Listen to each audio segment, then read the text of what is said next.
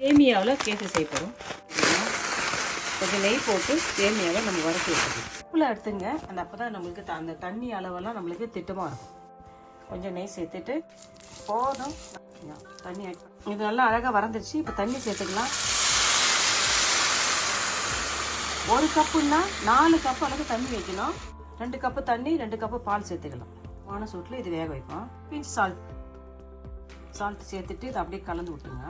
இது மிதமான சூட்டில் அழகாக வேக வச்சுக்கணும். அப்படி இது ஓரளவுக்கு அழகாக சேமியா அழகாக வெந்து வருது. 2 கப்பு தண்ணி ஊற்றி 50% அழகாக வெந்துருச்சு. பால் சுட்டுட்டே இருக்குது. பால் நம்ம ஆட் பண்ணிக்கலாம். 2 கப்பு பால் 2 கப்பு தண்ணி. உங்களுக்கு வேணா 4 கப்பும் தண்ணி வச்சுக்கலாம். 2 கப்பு பால் சேர்த்திங்கன்னா இன்னும் டேஸ்ட் எக்ஸ்ட்ரா இருக்கும். அதுக்காகத்தான் நம்ம இது சேர்க்குறோம்.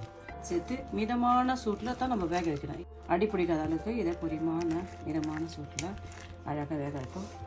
உப்பு போட்டு தான் நம்ம வேக வச்சுக்கிறோம். வேறு எதுவுமே இதில் ஆட் பண்ணலாம். ஏலக்காய் பவுட்ரு சேர்த்துக்க போகிறேன். நான் கொஞ்சமாக ஏலக்காய் பவுட்ரு சேர்த்துக்கலாம். வாசனைக்காக சேர்த்துக்கிட்டு இதை அழகாக கலந்து விட்டுட்டு அப்படி வேக எண்ணெய் அழகாக எல்லாமே சேர்க்கலாம். நம்ம முந்திரி திராட்சை பழத்தை நம்ம நெய்யில் வறுத்து இதில் கொட்டிக்கிறோம்.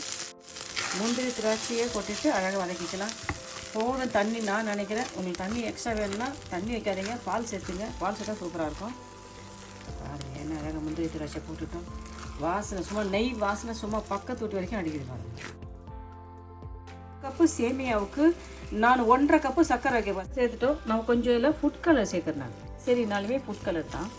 ஃபுட் கலர் சேர்த்துட்டோம். சர்க்கரை சேர்த்துக்கிறோம். அழகாக போட்டு நம்ம இதை அழகாக கிண்டி எடுத்துக்கிறோம். பாருங்க என்ன சூப்பராக ஒரு கலர்ஃபுல்லான கேசரி நம்ம செய்யும். ஃபுட் கலர் உங்களுக்கு சேர்க்க விருப்பம் இல்லைன்னா குங்குமப்பூ கூட சேர்த்துக்கலாம். குங்குமப்பூ சேர்த்துக்கலாம், இல்லைன்னா ஃபுட் கலர் சேர்த்துக்கலாம். ரெண்டுமே நல்லா இருக்கும். ஃபுட் கலரும் சேர்த்துக்கலாம், குங்குமப்பூவும் சேர்த்துக்கலாம். நம்ம அழகாக இதை மிதமான சூட்டில் கிண்டி எடுக்கலாம்.